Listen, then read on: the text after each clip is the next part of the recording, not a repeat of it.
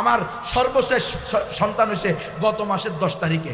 সকল ডাক্তার, সকল নার্স, সকল দাইমা ওই বাড়িতে গিয়ে ধরে দে, এরা সবাই বলছে এই বাচ্চা সিজার ছাড়া হবে না। কেন? কারণ তার বয়স, সে অলরেডি ডেট পার করে বলছে। 24 তারিখে ডেট ছিল, 28 তারিখে ডেট ছিল, সব ডেট ফেল। এখন সে 4 কেজির উপরে ওজন হয়ে গেছে। এখন সে অলরেডি উল্টা 20 পজিশনে আছে, মানে বাচ্চা মাথা নিচের দিকে থাকবে, সে উপর দিকে দিয়ে আছে। সুতরাং এই বাচ্চা স্বাভাবিকভাবে হওয়া সম্ভব না।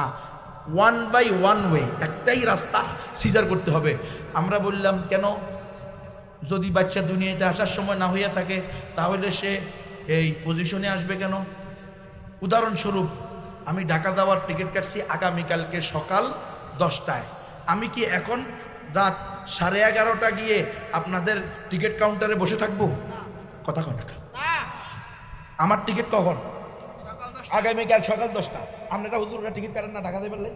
তো ঢাকাতে পারলে যখন টিকিট কাটেন তখন কি আপনারা একদিন আগে গিয়ে বসে থাকেন না? আধা ঘন্টা, 5 মিনিট, 10 মিনিট আগে যান। তো এই বাচ্চা দুনিয়াতে আসার টাইম হলো উদাহরণস্বরূপ আগামীকালকে সকাল 8টায়। এখন বাজে রাত 11:30। ব্যথা উঠছে, সমস্যা কি? ব্যথা আস্তে আস্তে বাড়বে, যখন তার সময় হবে পজিশনে আসবে।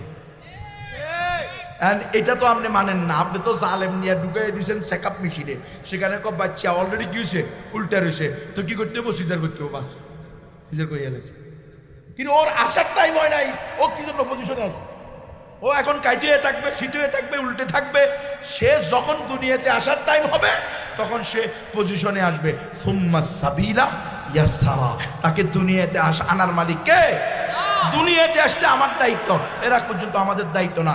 আমি আর আমার আহলিয়া, আল্লাহ আমার আহলিয়াকে নেখায়াত দান করুক, আরো ইমানি মজবুতি দান করুক। সে বলছে অসুবিধা নেই, আমরা দেখতে থাকি কতক্ষণ সে থাকতে পারে। সে কতক্ষণ থাকতে পারে, থাকুক না, সমস্যা কি?